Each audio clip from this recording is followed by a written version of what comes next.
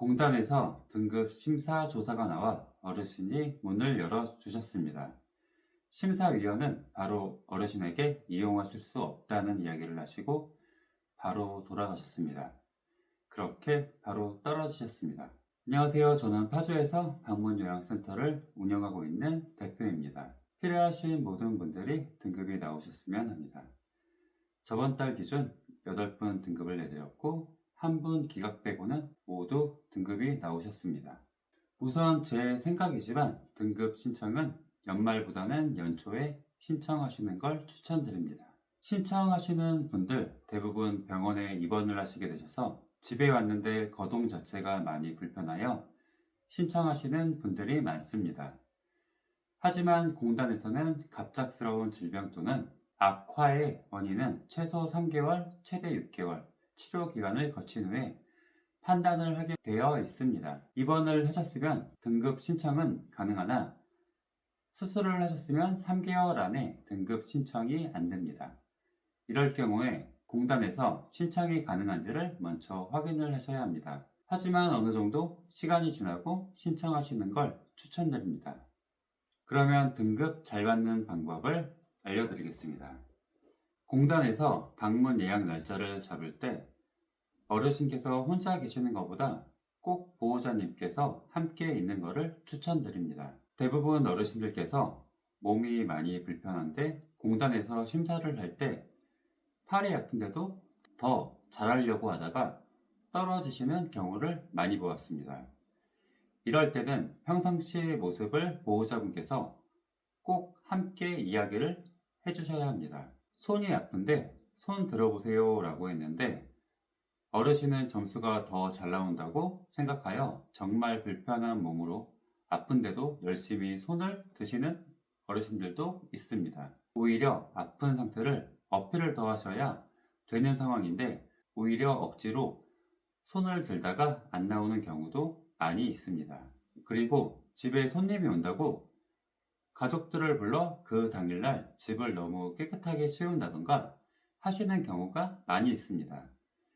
집을 너무 깨끗하게 치우면 오히려 여기는 아직 케어가 잘 되는 곳이라 판단할 수 있습니다. 물론 공단에서 절차와 점수로 판단을 하게 되지만 공단에서도 사람과 사람이 판단하는 기준이 지역마다 합격 기준이 틀릴 수 있습니다.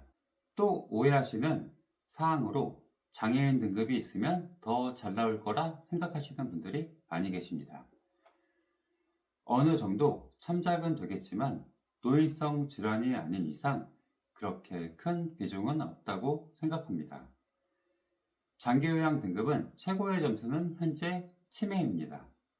그리고 정말 일상생활에서 일정 부분 다른 사람의 도움이 필요하다고 판단되어야만 등급이 나오실 수 있습니다. 저는 정말 안 나오실 분들한테는 치매가 있는지 한번 확인해 보라고 말씀을 드립니다. 현재 2024년 기준 노인 인구 10명 중 1명은 치매가 있다고 합니다. 장기 요양 등급 신청을 내시기 전에 치매가 있는 부모님을 모시고 치매 처방을 받으신 후 장기 요양 등급을 신청을 하시는 걸 적극 추천드립니다. 이건 가족 요양 하실 분도 마찬가지입니다. 그리고 당장 입증하기 어려운 치매는 평상시에 일상생활 모습을 영상으로 담아 조사 때 잠시나마 보여주는 부분도 큰 도움이 되실 거라 생각합니다.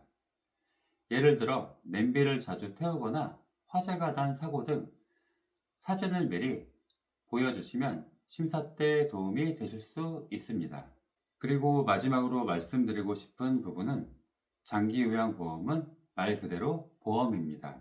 어제 센터장님들과 모임을 했습니다. 최근 점점 등급이 안 나오고 있는 상황입니다.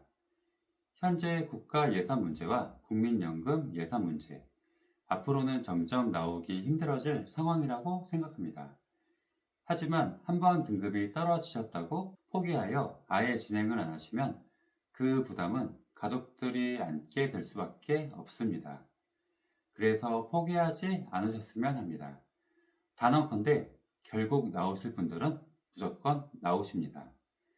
등급이 나오시면 여러 가지 지원을 받을 수 있는 부분이니 내가 해당이 되고 나는 받을 자격이 있다 생각하시는 분들은 포기하지 말고 꼭 다시 도전하셨으면 합니다. 직접 하시는 것도 물론 좋지만 많이 등급을 내본 센터로 연락을 해서 더 잘 받을 수 있는 것도 꿀팁이라고 생각합니다.